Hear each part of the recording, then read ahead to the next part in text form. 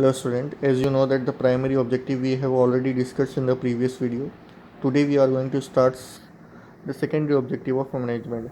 Secondary objective means here all the activities which are helpful in achieving the primary objective of management are considered as any secondary objective of the management. Primary secondary objective का मतलब कि हर वो activities या हर वो काम जो हमारे primary objective को अचीव करने में हमारी मदद करते हैं वो सारे के सारे हमने कहाँ बताए गए हैं, वो सेकेंडरी ऑब्जेक्टिव के अंदर बताए गए।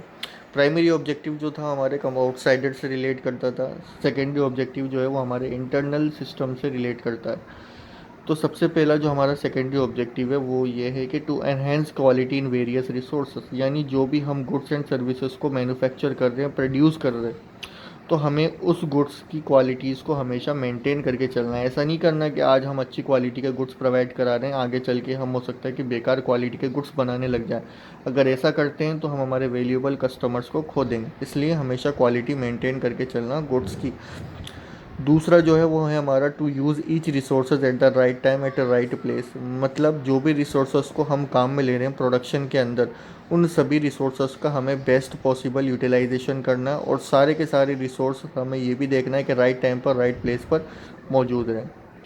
तीसरा जो है हमारा वो है to establish coordination in their use, यानी जो भी हम रिसोर्सेज को काम में ले रहे हैं प्रोडक्शन के लिए, उन सभी रिसोर्सेज का हमें प्रॉपर मैनेजमेंट करके चलना है।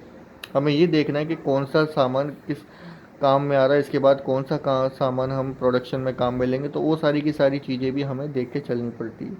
चौथा है to ensure proper maintenance and care, यानी जो भी रिसोर्स जिसको हम प्रोडक्शन के अंदर काम में ले रहे हैं, हमें ये भी देखना है कि जैसे कि मशीन मटेरियल जो भी है वो प्रॉपर वर्किंग कंडीशंस में है या नहीं। अगर नहीं है तो हमें उसका रिपेयर्स वगैरह ये सारी की सारी चीज़ें देखनी पड़ेगी। तो चौथा है कि हमारा जो भी रिसोर्सेज है हम उनको प्रॉपर मेंटेन करके चलना।